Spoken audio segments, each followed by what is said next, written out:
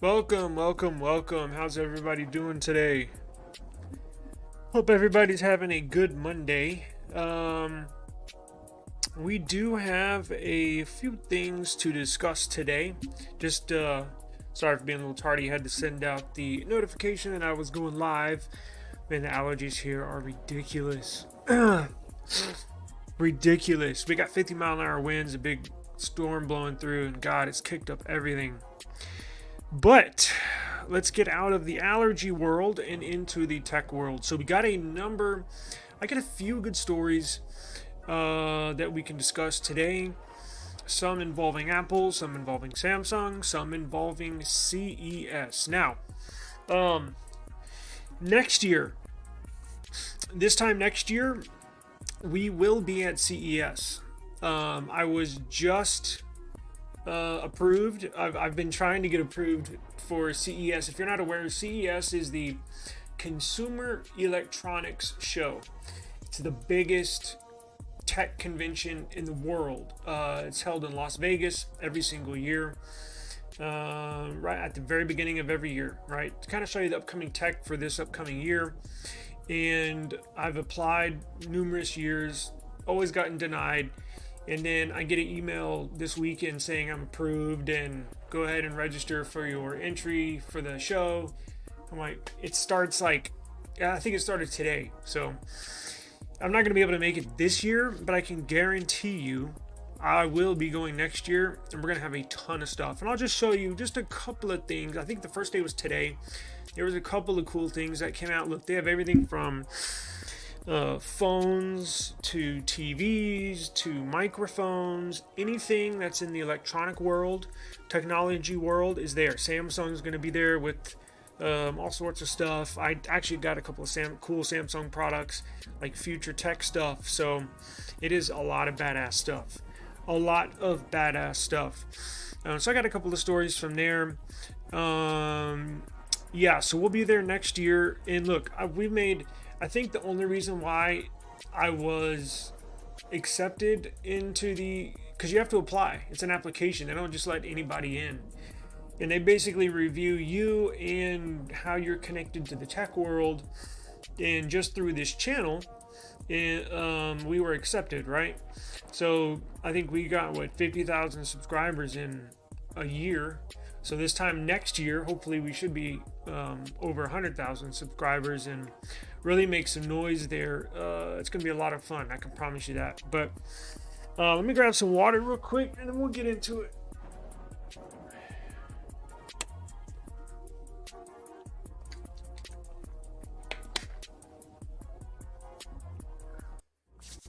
All right. So we'll start our first news story with Apple. Yes. Apple. Let me take the banner off the bottom because it blocks. Let's remove this. There we go. So as we reported last week, I believe we were one of the first. I'm not trying to be the first story out on every topic, but it's cool if we are. We did report that Apple was going to release the Vision Pro within a month. as far as making sales available. Yet we didn't know when. We just knew it was going to be here within the next few weeks. But we did now get confirmation of the date you can order them, the date you can actually purchase one. Now there's a catch to it, but let's get in the date leaked and the what's inside the box, basically, right? Like an unboxing. So Apple Vision Pro made news. It's really cool, and I'm sure most of y'all know I'm not big Apple fans or Apple fan, but this is certainly cool, right? I mean, you can't deny that it is a cool piece of technology.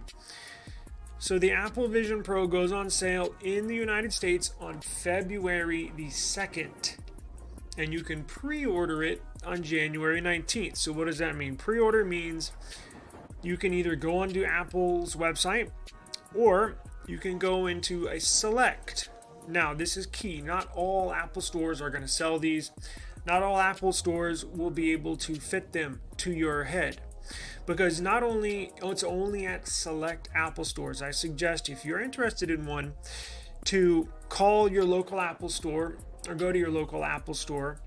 Ask them if they're one of the stores in your market that's going to carry them. If they're not, ask which ones are. And then either contact them and or go over there, and you can actually pre-order it, purchase one on the 19th, and then it'll be ready to pick up in that store. You'll get a confirmation date of when you can pick it up starting on the 2nd, February 2nd. Now, it's not just like you pick it up, you pay for it, pick it up, and leave the store.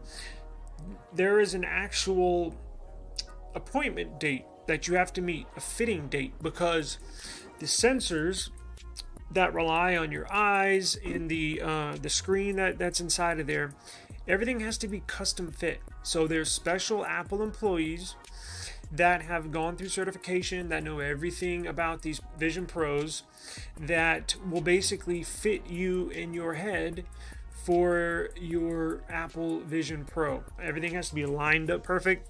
There can't be any gaps. There has to be a certain amount of space between your eye and the lens and these sensors. And they also have to fit the strap that goes around your head. So there's I think it said it's about an hour process from pickup to fitting it on your head to walking out the door. Should be about an hour. So please be aware of that. It's not like a phone where you can just buy it, pick it up, and then walk out. You're going to have to get it fitted and all that good stuff. But it says the Apple Vision Pro cost $3,500 for the 256 gigabyte. Inserts will cost $99, and prescription inserts will cost $149. Apple is including a solo knit band, a dual loop band, and plenty of other extras with a purchase of the Vision Pro. So they'll give you different straps. Sometimes on these straps, right? Here's a good picture. Sometimes on these straps, I'm glad it's fabric, because if it was a plastic or silicone, it would tug on your hair. It would be uncomfortable. It does come with, hang on, it comes with a second strap, it said, right? A dual loop band. Okay, so they'll give you two bands in there. So all this has to be fitted. And they make adjustments here on the side, they make adjustments on the back, they make adjustments up here. But not only that, where the sensors are, apparently where the frame meets your face right here, this padded insert right here can be adjusted, and the sensors lie right in here within the lenses, and apparently those can be adjusted ever so slightly, but only by an Apple expert. And it looks like there may be a couple, those are vents down there, but look, if you're interested, I would certainly contact your nearest Apple store to check and see if they are one of the carriers of the Vision Pro. It says also included will be a light seal, 2 light seal cushions, a cover for the front of the device, Apple's polishing cloth, the external battery, a USB Type-C charge cable, and B type C power adapter. Now, does this have to be plugged in all the time, or it's got actual, I believe it's got a battery in there. I think you can do both actually. Apple has surprisingly decked out the box for the Vision Pro. While yes, you do shell out a nice $3,500, Apple usually skimps out on the basics. Even on its high-end iPhones and MacBooks, the company even includes a power adapter in its $19 polishing cloth. So they're not shorting their customers on this one, right? So if you buy a new iPhone 15 Pro Max or any iPhone, or I guess iPad too, right? It doesn't come with a charging adapter in there. And they're saying if you purchase this, it comes with everything, which it should, right? You're shelling out, and that's not including tax. So with tax, you're looking at basically $4,000, you know. So we we'll link this in the description box below. If you're interested, if you got any questions, give me a holler. I'm not an expert on the Vision Pro, but I do know some. But again, just to recap this, the pre-orders begin on January 19th.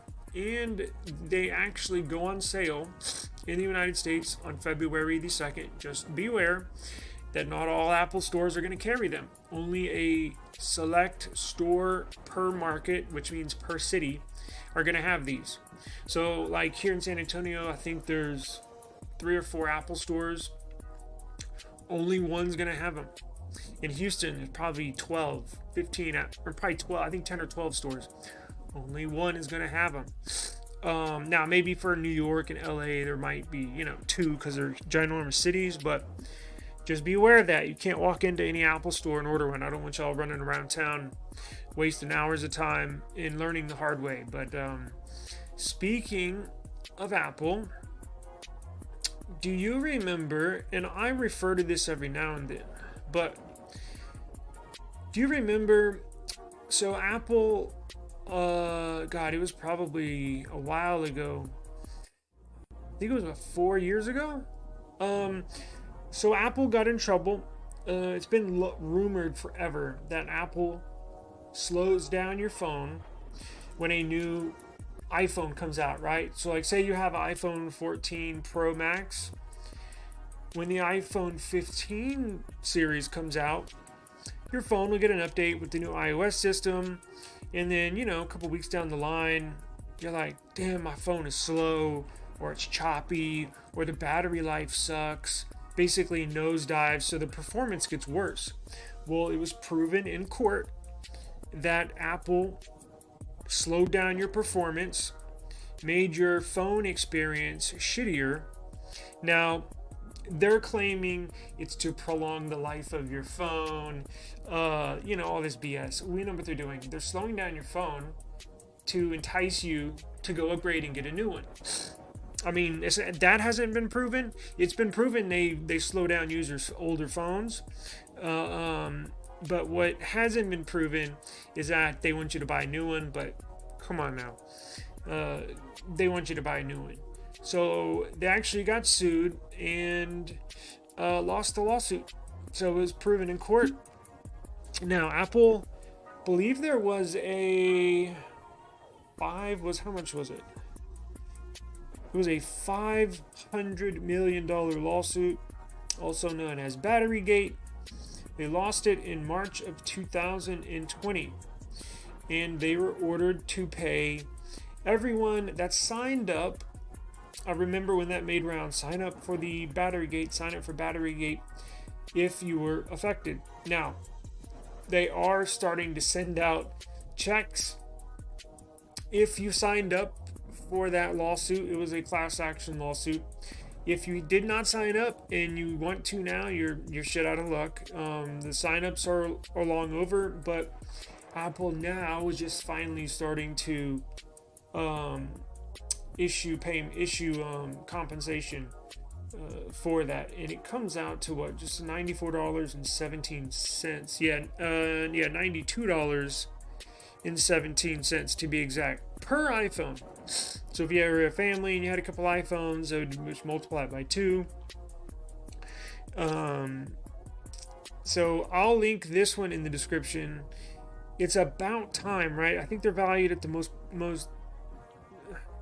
highest valued company in the world, I believe, maybe 2 trillion. I don't know. I haven't looked up that number in a while. It's taken them this long to issue out these payments. Now, I know there's a bunch of legal jargon and bureaucracy you got to go through. I'm sure they appealed the decision, so these court things take forever, but I'm sure they wanted to sweep this under the rug because it's definitely not good PR. But and that's one of the many reasons why I prefer Android, because my Android devices seem to get better with every update, right? My S23 Ultra has been out for a year, and the battery life's gotten better, the cameras have gotten better, the user experience has gotten better. Pixel has gotten better over the last 4 or 5 months since it's been out. The Nothing phone is a perfect example. When I first got the phone 2, I hated it, and actually I returned it because it sucked so bad. I gave it a second chance. I bought another one, and I freaking love it. It's this Android devices get better with time, and this was proven in court that Apple does the opposite. But who knows? Maybe they will turn things around, and we'll just have to wait and see, here in a couple years how the 14, 15, and upcoming iPhone 16 series are doing. Okay, so I'll link this in the description.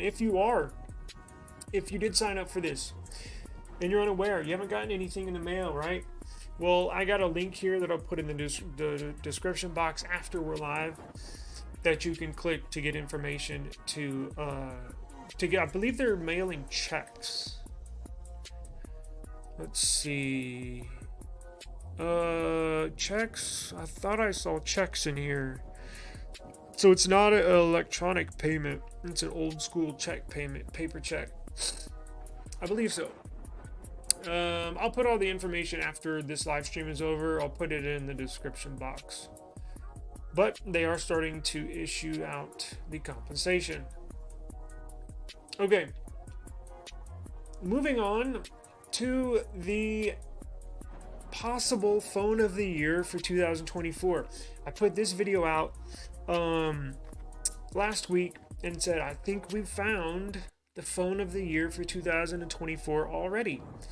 And I know that's a bold statement because we really have only got one flagship phone in the Xiaomi 14 that's been launched for 2014. We're about to get the S24 Ultra here in about just over a week.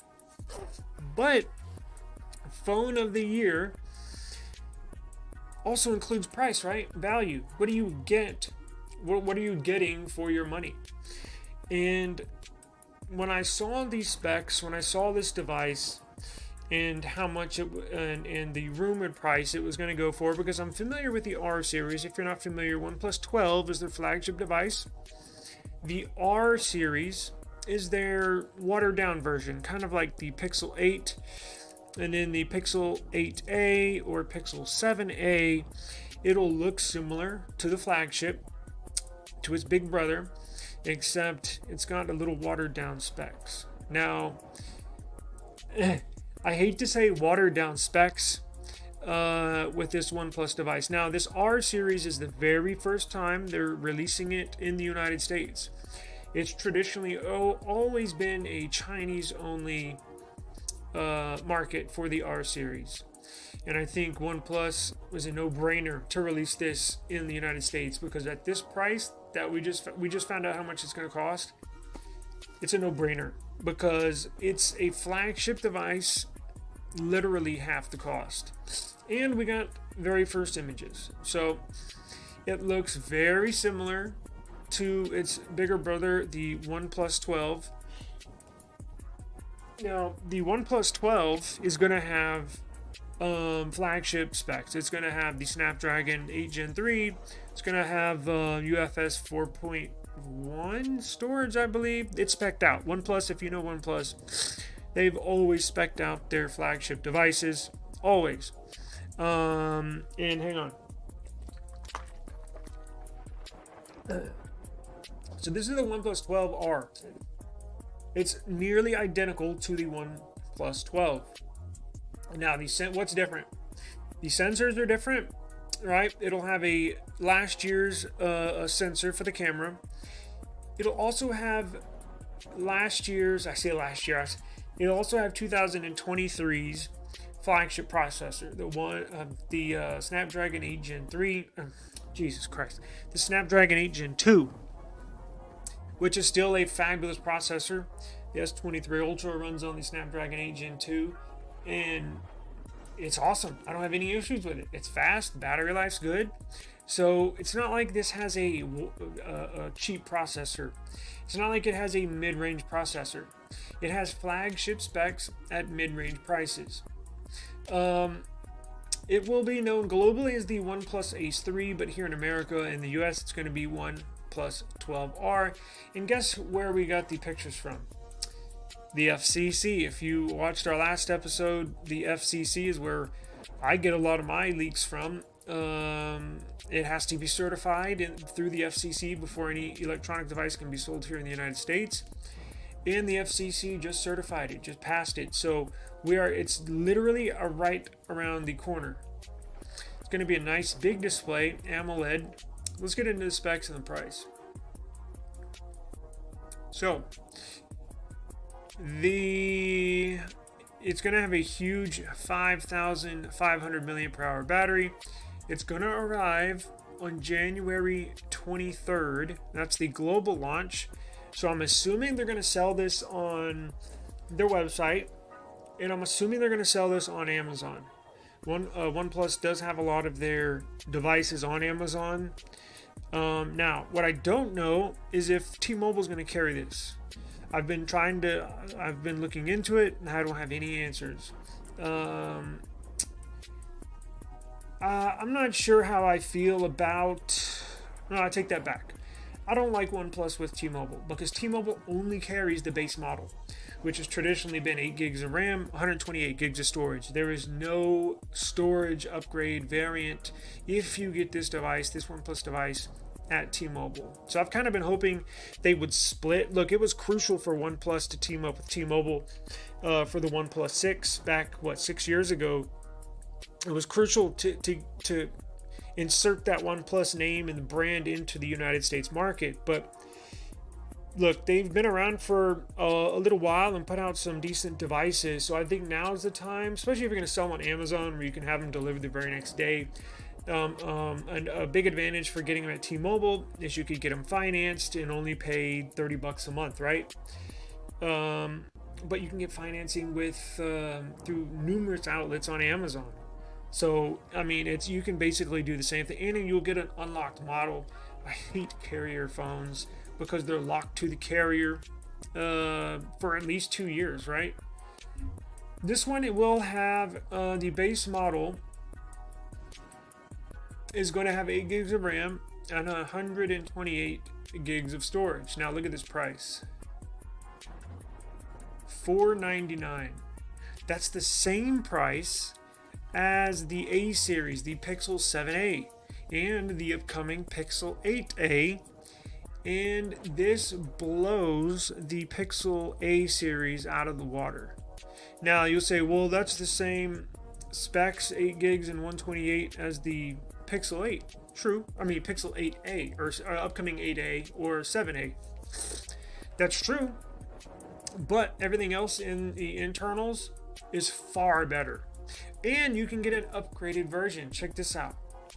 You can get a 16 gigs of RAM and 256 gigs of storage, $599. Now that's a little more than I was hoping. I was expecting it to come in at $499, and then the upgraded storage variant at $549. But look, that's pushing it, right? I mean, but that's still a flagship device at relatively cheaper price. So it'll have the Snapdragon 8 Gen 2. It'll feature a 6.78 inch 1.5K LTPO AMOLED display with a refresh rate of 120 Hz. And check this out. Max brightness at 4,500 nits. That is blindingly bright. What does my Pixel get? 20. I think it's just 2,000 nits, which was one of the brightest displays ever released. Now the S24 Ultra is supposed to have like a Damn, what is it supposed to have? I don't know, but it's supposed to be in the, I think, 2000 range. 4500 nits, that'll blind. It's like looking at the sun. But compare these to the A series for the Pixel, right? Pixel has a smaller screen. I think it was 6.4, the A series. They only have a 1080p AMOLED on the Pixel A series. This almost has a 2K screen, LTPO, so which is great on battery life. A refresh rate of 120. The A series for the Pixel is only 90. So it just blows the specs out of the water with the A series. So the only thing the Pixel A series has to brag about over this OnePlus 12R would be the camera. Now, I'm not saying these suck. These cameras suck on the OnePlus 12R, but Pixel will have a better camera, right? Better quality. 50 megapixel main camera. So if you're not familiar with the Sony IMX890, it's the same cameras that the Nothing Phone 2 have in them. 50 megapixels, 50 megapixel Sony IMX890. So they're putting a 1.5-year old camera sensor in there. Look, to obviously cut down on the price. However, another way to look at it is these are finely tuned. These got on this Nothing Phone 2, as I mentioned earlier, with every update, the quality of these samples got better and better and better. So it's a really fine-tuned sensor. Same thing with the processor, Snapdragon 8 Gen 2. It's at the point where these developers for OnePlus, or even Nothing, know how to fine-tune kernels, how to fine-tune everything in the processor to get the maximum performance and the best battery life. So sometimes it's good having a situation like this where it's not that much of a drop-off, honestly, and it'll have 100-watt charging, so which will basically charge it from 0 to 100, probably 30 minutes, right? So badass phone. I'm gonna try to get one of these. I'm not sure what color they have them in. I think we looked at them. I think there's a green one that we like, but I'm gonna try to get one of these and test it out. Right? It'll be a good test with the Nothing Phone 2 because it'll be a close match, even though the processor is better than Air. But we will certainly test it out. Right? So I mentioned CES earlier, and the fact that CES is currently going on in Las Vegas at the moment, and basically has a bunch of cool upcoming tech products. It's the Consumer Electronics Show, the biggest tech convention in the world. We will be attending next year. I can guarantee you that. We were just approved. Too late to go this year, but as always, I always stay up to date with all the tech stuff that is popping up at CES. And let me pull up a couple of things I saw today that I think are really, really cool. Give me 1 second.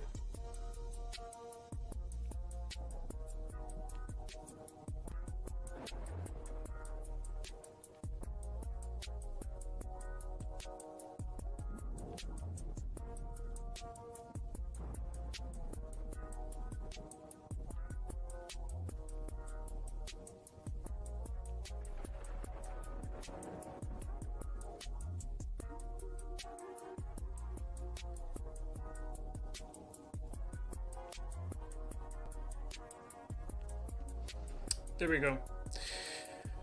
Had to blow my nose. The pollen here, extreme. I gotta have a notification on my computer, or warning, extremely high pollen count. So that's why I got the sniffles today. It's basically why I have the sniffles all the time. Okay, CES. Look at this. This is so cool.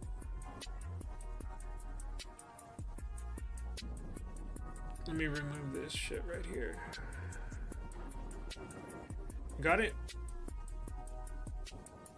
Where are we at?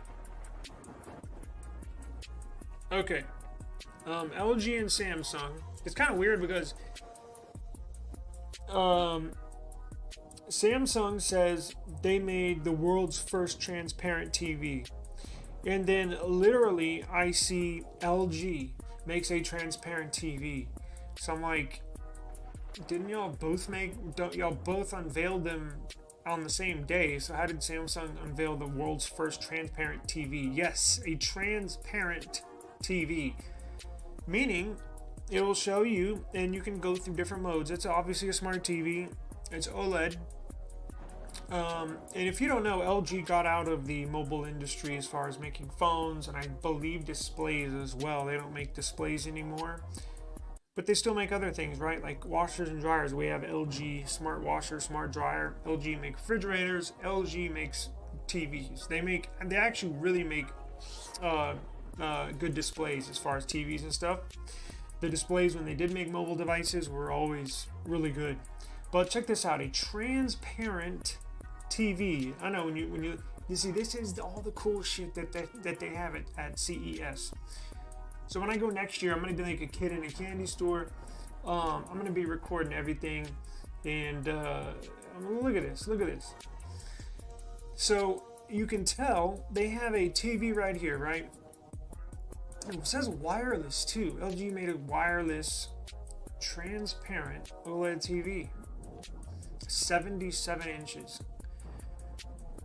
So they're displaying the picture here. You got the tree, you got the snow on the ground. Where the hell is this X? Damn, I hate these ads, man. Oh, Jesus. So you have what's displayed on here on the picture, and I believe it has different modes where you can basically make the background transparent, or you can turn off the TV and it'll just be completely see-through, like you're looking through a window, and then when you turn it on, it'll have the display with a transparent background. I believe that's what it is. So the LG Signature OLED T, I'm assuming standing for transparent, is the word. See, now they're claiming they got the world's first transparent TV. Why? Maybe it's the wireless transparent OLED TV. LG is emerging as a transparent display tech with its Zero Connect box for an impressive and unmatched TV experience in the premium end of the market. I wonder how much it's going to cost. The OLED T has a contrast screen that can be raised through a button on the remote when you want to enjoy content. Has a contrast screen. So I'm assuming you can have different modes, right? So I'm assuming you can put it in transparent mode where like the background will be transparent on whatever you're watching, such as in this picture where you see the tree, the snow falling on the ground, little specks of snow and the snow on the ground, but the sky and everything else is see-through. I'm assuming they have different modes where you can have a transparent mode, you can have a regular TV mode. Let's see if we can find the price here.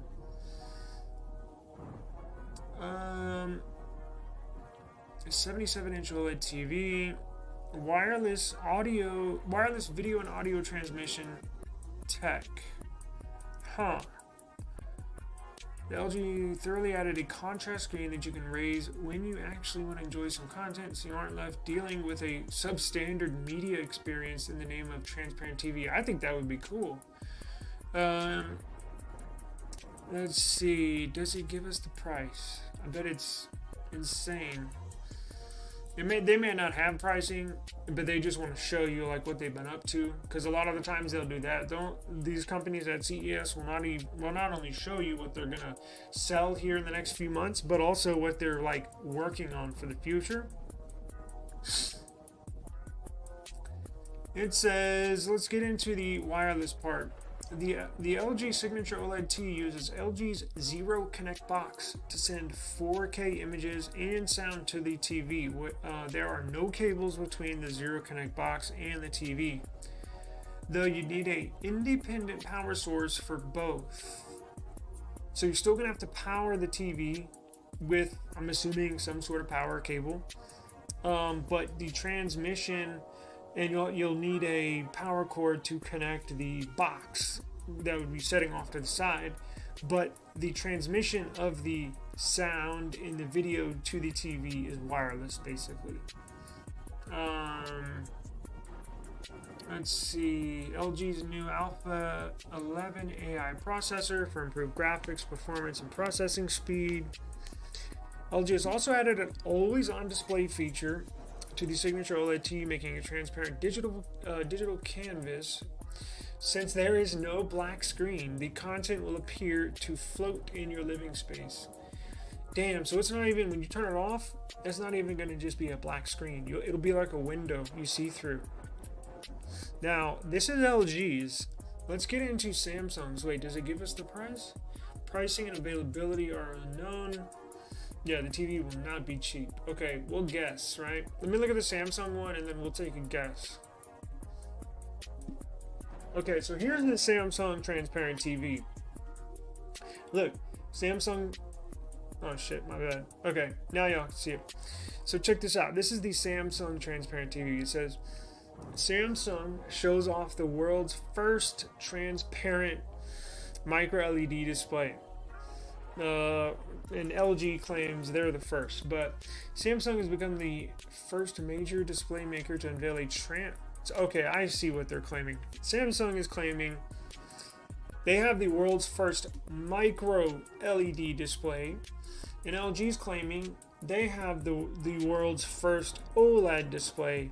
Basically, the difference between micro LED and a regular OLED is a little different, but the same foundation of how they emit light is basically the same. But technically, I guess they're both right, because I see what they're saying now. Samsung's saying, well, we got the first micro LED, and LG saying, well, we got the first OLED. And OLED's LED stands for a light emitting diode. So you can look at it. It's not really that important, but wait, hold up. This is Samsung, so why do they got an LG up here? Huh. Let's see. Samsung unveils the world's first transparent micro LED display, offering more blah blah blah. Frameless design, transparency make the line between content and reality virtually indistinguishable. Transparency could be useful for displaying stats during sports events. Yeah, that would be cool. But oh wow, look at this. Samsung has been releasing micro LED displays for years, but this year the company's taken the next step, transparent. So here is an example of a smaller transparent micro LED panel, because you can see behind it, it has a display back here, but they are displaying the colors on the transparent display.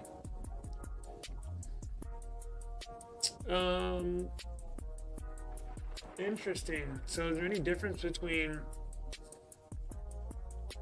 this one and the LG one? Is it wireless like the LG? Has a frameless design. LG didn't have frameless, because look, this is an LG display here, right? Look, it's got a frame, so it actually has a border like a traditional TV does. Samsung has a borderless display, so it's basically all see-through glass, or however you want to, whatever it is, right? That looks cool. Any pricing? Are they going to be for sale this year? Little do we know. I don't see pricing. I'm not sure if it's going to be sold this year. It looks like. Huh. Interesting. Can I play this right here?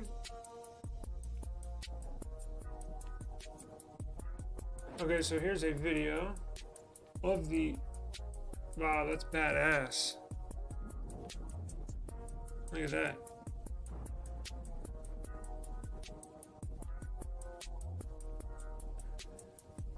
And they have a transparent OLED. See, the OLED, which LG made, has a frame. The micro LED on the left, there is no frame or border. Huh, they have a transparent LCD. Wow, that's not as transparent, but it looks like the micro LED that Samsung has looks better than what LG has. So this is all the cool stuff they have at CES, right? So Samsung has a booth at CES, and so this time next year, I'll be able to physically walk up to all these, talk to the rep, ask questions, get him on video while I ask questions about these specific products, and get video like this for y'all. That's what it's all about, is looking at all this cool stuff. All right, so some other Samsung news as we wrap this up. Samsung, I thought this was notable, right? So if you have not had a foldable yet, I've gotten into the foldable world a little bit, as I think I've had every flip phone. I haven't had the fold, right? I haven't had the fold that opens up like a book. I've had the flip that opens up like a alligator mouth, basically. So Samsung, as you know, the displays, and my issue with them, I actually really like it, and I did not 2 years ago. I think last year is when they turned the curve to where it's a really good device that you can use as a daily phone. I thought before it was not suitable. Now they are. But my only complaint, I did break one of them on accident, obviously. On the last day I could return it, it broke. The screen, the screen is flimsy because the display is not glass like on a regular phone. The display is basically plastic, and it breaks easy. It just does. These OLEDs are very sensitive. If they take a decent impact, even a small hit, it'll make a black blob on the screen like this. Check this out. I don't know if you can see this. My S23 Ultra. Check this out.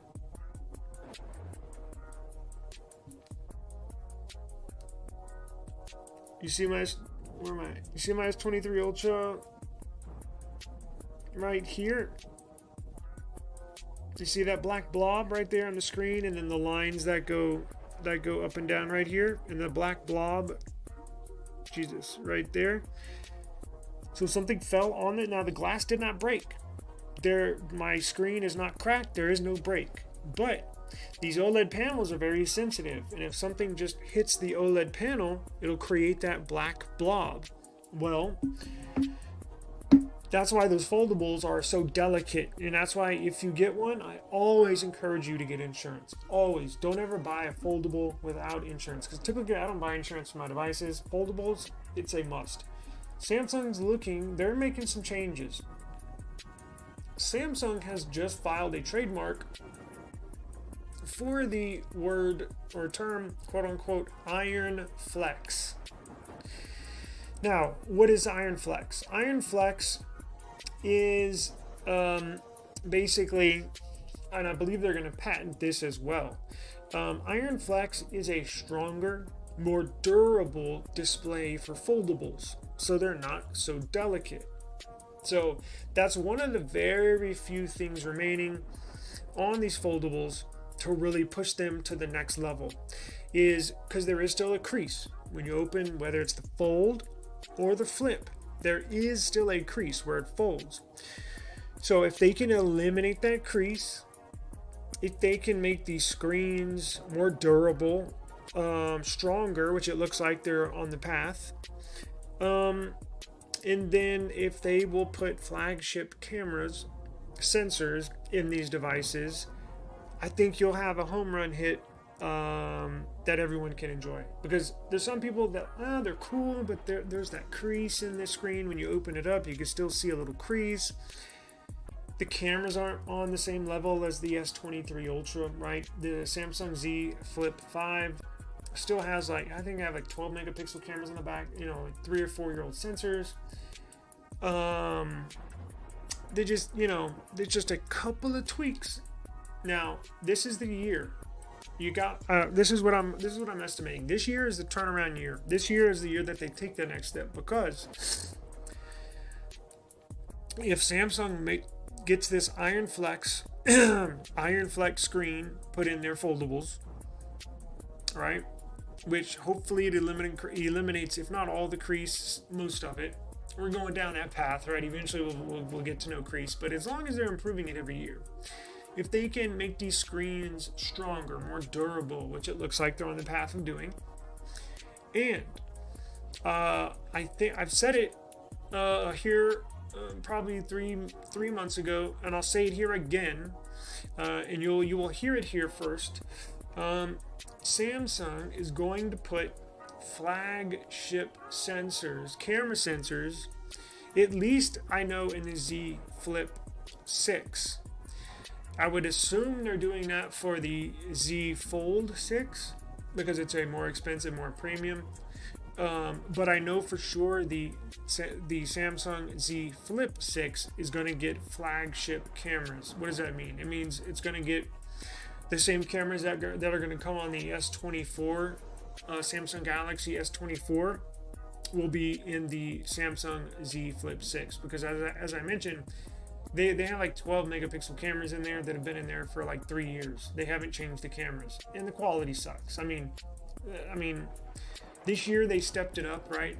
They tweaked it a little bit, but it's the same sensor. So it does, the Z Flip 5 does take better pictures than the Z Flip 4, but it's still not flagship level quality, and you're paying $1,000 for this flip phone, and they're still not putting flagship level sensors in the camera department. But this is a year they turn it around, so I'm expecting a huge year. Every year Samsung increases the foldable sales, and that not just for Samsung, that goes industry wide, right? Look at the OnePlus Open. It's gotten so many good reviews, and more people are starting to, let me try it this year. A little more people, let me try it this year. Let me try one this year. Especially with Samsung and their unbeatable trade-in offers. I think I got my Z Flip 5 for $100, literally. So I think this is the year that their foldables take the next step and finally cap it off and make it a flagship experience with the flagship cameras. But they did file trademark application for the term Ironflex. It was filled by Samsung Display to the Korean Intellectual Property Rights Information Service on January the 3rd, just a few days ago, indicating a foldable OLED display panel associated with a foldable smartphone. Now, it says in the upcoming Z Fold 6, got you, in the Z Flip 6. Okay, that makes sense. Yeah, slated for a release this summer. Is there any more information on the technology of this new display? Since the launch of the first Fold, concerns about the durability, yep, I just went through that, of these screens, because I've had that happen with mine, break very easily. Do we have any technical information? Let's see, I'm sorry, I didn't read this article before normally I'll do some homework before I go live, and I saw this at the last second, so I just threw this in here because I thought it was important. It is important. It says it remains unclear whether the Z Flip 6 and Fold 6 will debut with They're going to debut with Ironflex screens. I can promise you that. I bet they do. They already have it out, and as I mentioned, they test all this stuff internally, and only proceed to go through if they really believe they can pass certifications and trademarks and stuff like that.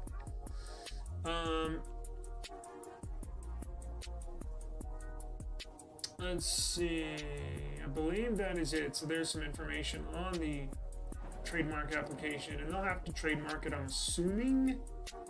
I don't know. I mean, I'm not going to make that statement. Never mind. So, all right. So, look, that is all I got for y'all today as far as the news is concerned.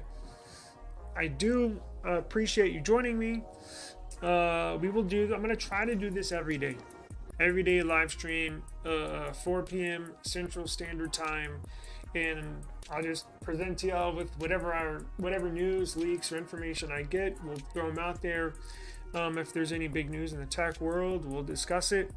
Eventually, here probably sometime in the let's see, what would you say about the new CES launched Schneider Momentum True Wireless 4? Really interested to know about your reaction. Should do more earbuds in reviews. Yes, actually, I'm glad you bring that up.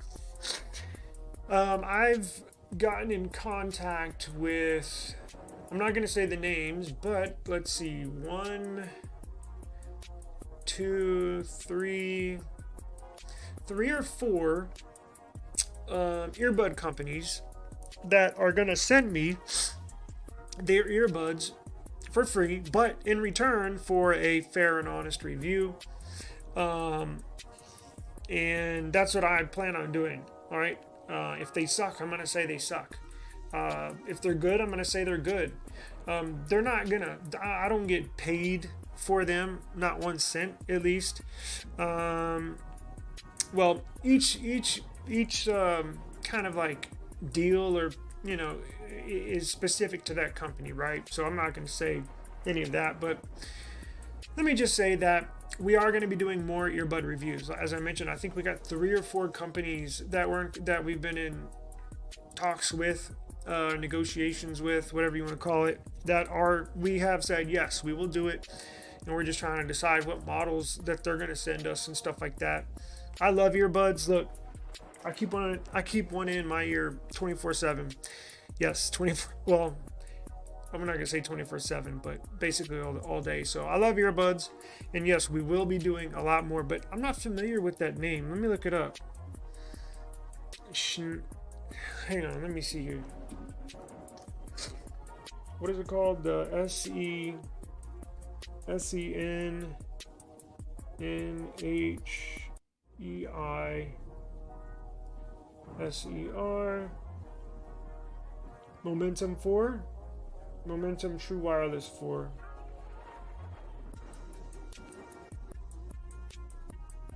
True Wireless 4. Let's see what they look like. God damn, those are, wow. Woo-wee, those are expensive.